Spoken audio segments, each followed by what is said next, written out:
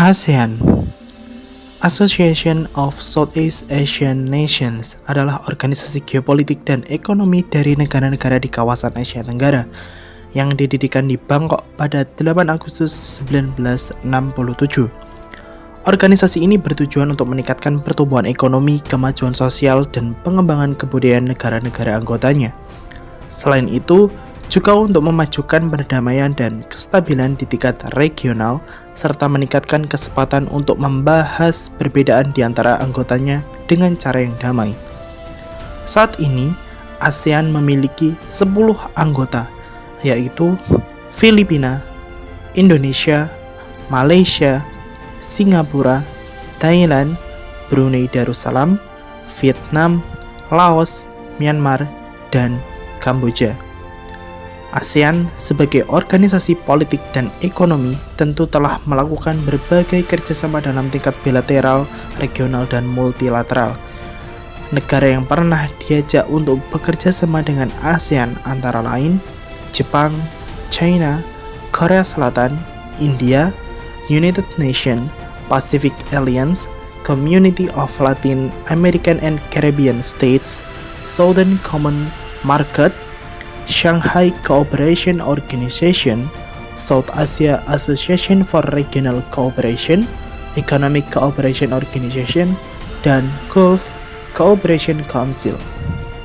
Kerjasama tersebut bertujuan untuk memperkuat relasi bagi ASEAN dan memperkuat pembangunan ekonomi negara anggotanya.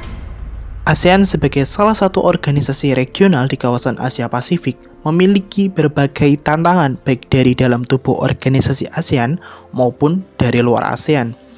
Tantangan tersebut dapat berupa di sektor ekonomi, politik, dan pertahanan keamanan.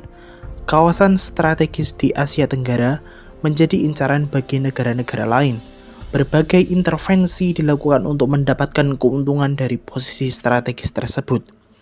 Di antara intervensi negara luar kepada ASEAN adalah konflik Laut Cina Selatan. Konflik ini sudah berlangsung selama bertahun-tahun dengan negara Cina untuk memperebutkan kekuasaan dan sumber daya alam di Laut Cina Selatan. Selain itu, ASEAN juga menjadi ladang konflik akibat perang dagang dari China dan USA. Akibat perang dagang ini, polarisasi ekonomi dan politik sangat terasa bagi negara ASEAN. Sebagai perkumpulan negara yang merdeka, ASEAN memiliki hak dan wewenang untuk tidak ikut serta dalam arus pusaran perang ekonomi tersebut. Negara ASEAN dengan potensi sumber daya alam serta infrastrukturnya harus bisa berdikari dan meningkatkan kemampuan ekonomi dalam negerinya secara kolaboratif. Kita dapat mencontoh China dan Jepang untuk mengembangkan negaranya di tengah arus polarisasi ekonomi dunia. Jepang melalui restorasi Meiji dan China melalui peningkatan produksi dalam negerinya dapat digunakan sebagai contoh bagi negara ASEAN. Meskipun pada saat ini China telah menjadi ancaman bagi negara ASEAN, tapi dapat dijadikan panutan yang baik. ASEAN harus meningkatkan kemampuan produksi dalam negeri melalui kerjasama antar negara dan memberikan karakteristik khusus sebagai bangsa Melayu, yaitu sifat gotong royong.